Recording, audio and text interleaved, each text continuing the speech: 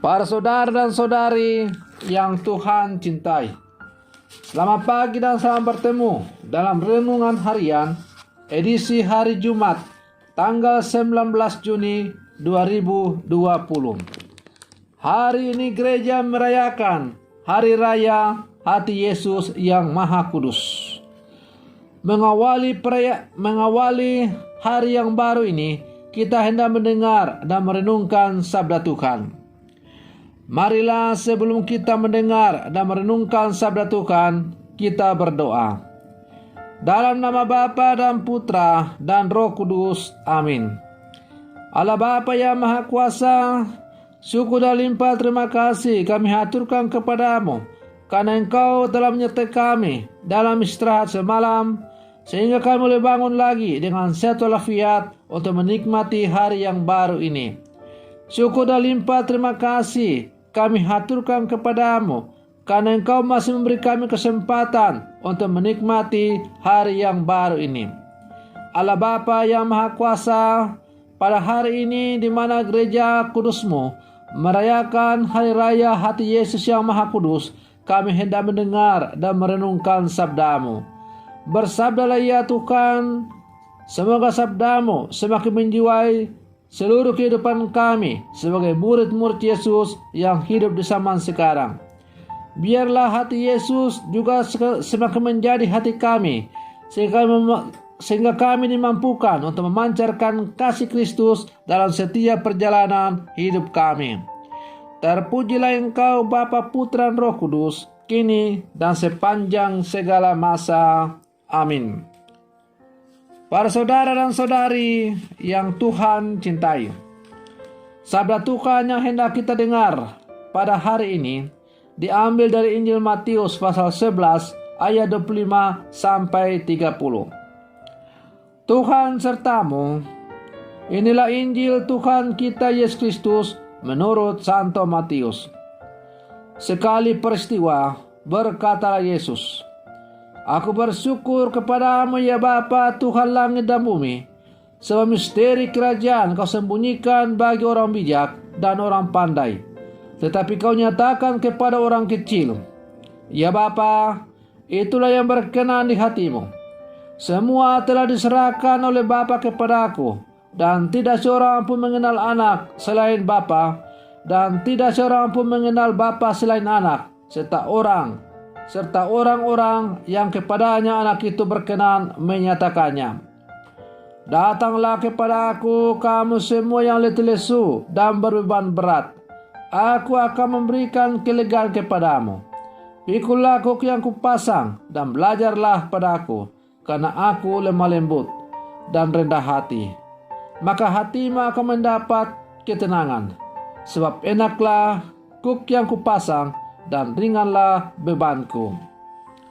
Demikianlah Injil Tuhan. Para saudara dan saudari yang Tuhan cintai, kalau ada orang yang melakukan kekerasan atau kejahatan terhadap sesamanya, maka sering kita dengar ungkapan, orang ini tidak punya hati. Hati adalah lambang kepekaan dan cermin kemanusiaan kita. Ketika kita merayakan hati Yesus yang Maha Kudus, kita mengenangkan sosok Yesus yang hanya ingin menyelamatkan manusia dengan kelemah lembutan yang bersumber dari hatinya yang Maha Kudus. Ketika ia wafat dan tergantung di kayu salib, seorang prajurit masih melakukan kekerasan terhadap tubuhnya, dan dari lambung Yesus yang ditikam itu segera mengalir keluar darah dan air. Darah dan air yang keluar dari lambang Yesus itu adalah lambang penebusan dan pengampunan Allah melalui Yesus Kristus. Satu-satunya sosok yang dapat mengalahkan segala bentuk kekerasan di muka bumi ini. Para saudara dan saudari yang Tuhan cintai, perayaan hati Yesus yang Maha Kudus yang dirayakan oleh gereja pada hari ini mengajak kita untuk merenungkan kebaikan hati Allah yang tampak dalam kemurahan hati Yesus. Perhatian, cinta, dan kepedulian Yesus merupakan wujud nyata dari perhatian, cinta, dan kepedulian Allah kepada umatnya. Hati Yesus adalah hati seorang gembala yang bersuka cita atas kembalinya seekor domba yang hilang. Hati Yesus adalah hati yang penuh sukacita apabila orang yang berbeban berat datang kepadanya untuk menimba kelegaan. Jika dikatakan bahwa Allah itu sedemikian perhatian, cinta dan peduli serta mencari kita yang sedang tersesat, pertanyaannya adalah, apakah kita pun merasa dicari oleh Allah? Apakah ketika kita merasa berbeban berat dalam kehidupan kita, kita mau datang kepada Yesus untuk menimba kelegaan? Seperti yang dikatakan dalam sabdanya hari ini, datanglah kepada Aku, hai kamu semua yang letih lesu dan berbeban berat, Aku akan memberikan kelegaan kepadamu.